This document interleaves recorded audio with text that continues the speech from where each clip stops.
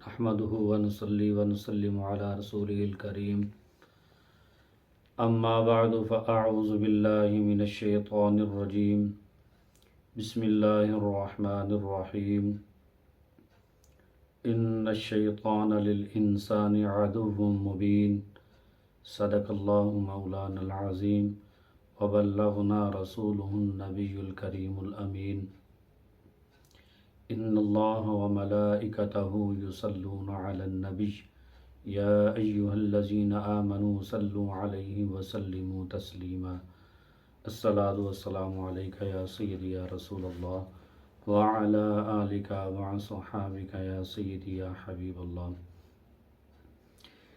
میرے برادران اسلام، میں FIO اسٹوڈیو 7 چینل سے آپ حضرات سے مخاطب ہوں۔ میں آپ کی سماعتوں کی نظر ایک اصلاحی گفتگو کرنا چاہ رہا ہوں۔ حضرت سلیمان درانی رحمۃ اللہ علیہ آپ فرماتے ہیں کہ جس دل سے اللہ کا خوف دور ہو جائے وہ دل ویران ہو جاتا ہے۔ اسی قول کے تحت میں ایک واقعہ جو ہے آپ کی سماعتوں کی نظر کرنے جا رہا ہوں۔ آستانہ عالیہ سیال شریف روحانیت کے عظیم الشان مرکز کی حیثیت سے معروف ہے۔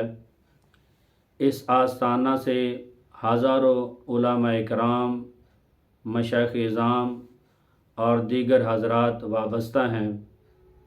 حضرت شمس العارفین خواجہ محمد شمس الدین سیالوی چشتی رحمہ اللہ کی ذات ستودہ صفات نے شریعت و حقیقت اور معرفت کے آسمان پر بے شمار آفتاب و مہتاب روشن کیے ہیں، جیسا کہ قبلہ عالم پیر سید مہر علی شاہ صاحب چشتی گولڈوی رحمۃ اللہ علیہ وہ بھی اسی آستانہ سے فیض یاب ہیں۔ ایک اور ہستی شیخ الاسلام والمسلمین الحاج الحافظ حضرت خواجہ محمد قمر الدین سیالوی رحمۃ اللہ علیہ کی ذات والا برکات بھی ہیں۔ حضرت شیخ الاسلام الحاج محمد قمر الدین سیالوی رحمۃ اللہ علیہ اپنی کتاب انوار قمریہ میں فرماتے ہیں، جہانگیر کے زمانہ میں مولانا عبدالحکیم سیالکوٹی کے علمی مدارس کا دورہ تھا۔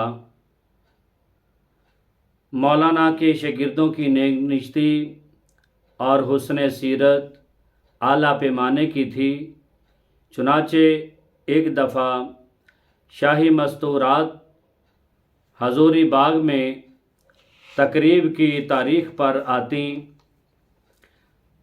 حضوری باغ شاہی قلعے کے سامنے تھا اور ہر سال ایک تاریخ مقررہ پر اس باغ میں رات کے وقت مستورات شاہی محلات سے آتیں اور سیر و تفریح کی صورت میں چند گھنٹوں بعد چلی جاتی تھی۔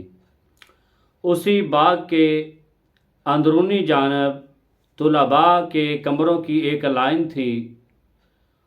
اس وقت طلباء اور دیگر ہر قسم کے مردوں کو باہر جانے کا حکم ہو گیا اور سب چلے گئے۔ معمول کے مطابق مستورات اندر آ گئیں، سیر و تفریح کے لیے باغ میں مقررہ وقت گزارا تو بادشاہ کی لڑکی جو نیک سیرت اور صوفیانہ مزاج رکھتی تھی، اس نے جب واپسی کے چند منٹ باقی تھے نماز کی نیت باندھ لی تاکہ کچھ نفل یہاں پر بھی پڑھ لوں۔ واپسی کی گھنٹی نماز پڑھتے ہی بج گئی لیکن اسے معلوم نہ ہوا، اور اس کی دو خاص خادمہ بھی یہ سمجھیں کہ شاید وہ بھی چلی گئی۔ اس خیال سے وہ بھی جلدی جلدی دوسری مستورات کے ساتھ نکل گئیں۔ گھنٹی بجتے ہی تمام طلباء اپنے اپنے کمروں میں آ گئے اور گیٹ بند کر دیا گیا، کیونکہ رات کو گیٹ بند رہتا تھا۔ لیکن لڑکی نماز سے فارغ ہوئی، جب گیٹ پر پہنچی تو اسے بند پایا، بہت گھبرائی، چونکہ سردی کا موسم تھا اور شاہی مزاج تھا۔ حیرانگی کے عالم میں ٹھٹری ہوئی محفوظ جگہ کی تلاش میں پھرنے لگی۔ گیٹ کے قریب ایک کمرے میں ایک طالب علم مٹی کے دیے کی روشنی میں مطالعہ کر رہا تھا۔ طالب علم اسے سردی سے کانپتا ہوا دیکھ کر سمجھ گیا کہ شاہی محلات کی کوئی حسین و جمیل لڑکی باہر رہ گئی ہے اور بے چینی کے عالم میں ہے۔ طالب علم نے کتابوں والی پھٹی اور چراغ وغیرہ اٹھا کر باہر برآمدہ میں آ گیا اور اشارہ سے لڑکی کو کہا کہ کمرہ تمہارے لیے خالی ہے اور درویشانہ بستر میں سردی سے امن حاصل کرو۔ لڑکی سردی کی وجہ سے فوراً اندر چلی گئی۔ طالب علم چراغ کی روشنی میں مطالعہ کر رہا تھا کہ دل میں شیطانی وسوسہ پیدا ہوا کہ ایک حسین و جمیل لڑکی تنہائی میں تیرے پاس موجود ہے، کم از کم اس سے کوئی نہ کوئی بات چیت تو کر لے۔ لیکن دوسری طرف خوف خدا کے تحت یہ خیال آیا، اگر یہ فعل مجھ سے ہو گیا تو اس کی سزا جہنم ہے، اور جہنم کی آگ کو کون برداشت کرے گا؟ تو پھر دل میں سوچا کہ پہلے انگلی کو دیے پر رکھ کر اس پر آزمائش کر لی جائے، اگر انگلی نے برداشت کر لیا تو پھر یہ کام کروں گا۔ اس خیال سے اپنی انگلی دیے پر رکھی اور انگلی جلانے لگا۔ اندر سے لڑکی بھی یہ ماجرا دیکھ رہی تھی، اور جب انگلی جل گئی، درد برداشت سے باہر ہو گیا تو دل میں کہنے لگا کہ یہ عذاب برداشت نہیں ہوگا، ہذا بدکاری سے باز رہنا ہی بہتر ہے۔ کچھ دیر آرام لیا، پھر وہی وسوسہ دل میں پیدا ہوا، پھر اس نے دوسری انگلی دیے پر جلا دی، پھر کچھ دیر بعد تیسری، پھر چوتھی، پھر پانچویں۔ گویا کہ اس نے موقع پانے کے باوجود بدکاری سے بچنے کے لیے ایک ایک کر کے اپنی انگلیاں جلانا شروع کر دیں۔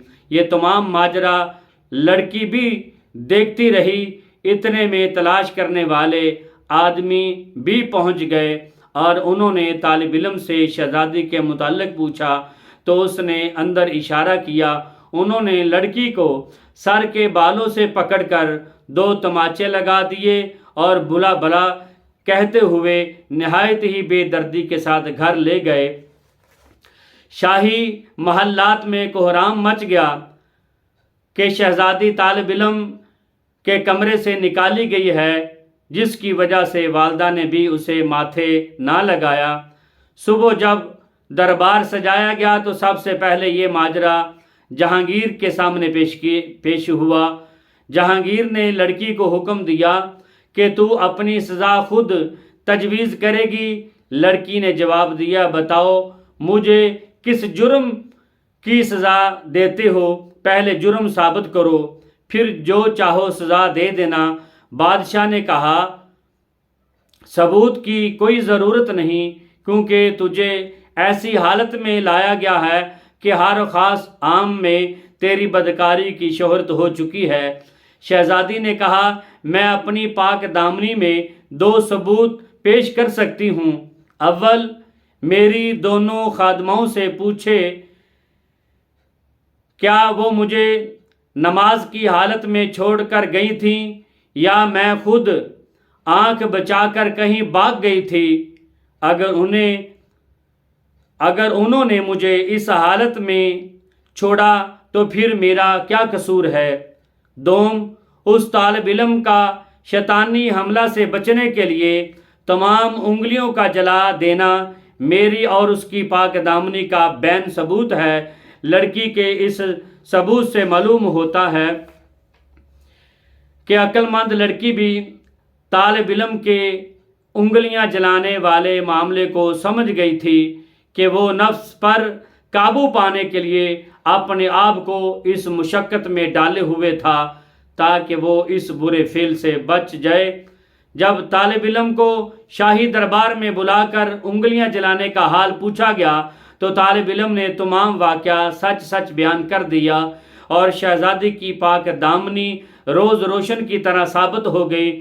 ان کی ایمانداری پر آفرین کہتے ہوئے بادشاہ نے انہیں معاف کر دیا۔ سبحان اللہ! ایسے طلباء اور نیک سیرت لڑکیاں اس وقت بھی موجود تھیں۔ اس واقعہ سے ہمیں سبق ملتا ہے کہ خواہشات نفسانیہ کے پجاری شیطان کے شکاری رہائی کی صورت اختیار کر سکیں۔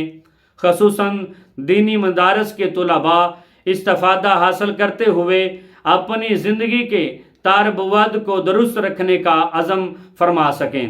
دعا ہے اللہ تعالی اپنے حبیب صلی اللہ تعالی علیہ وسلم کے وسیلہ کے طفیل ہمیں نفس و شیاطین کی فریب کاریوں سے محفوظ فرمائے۔ آمین بجاہ النبی الامین۔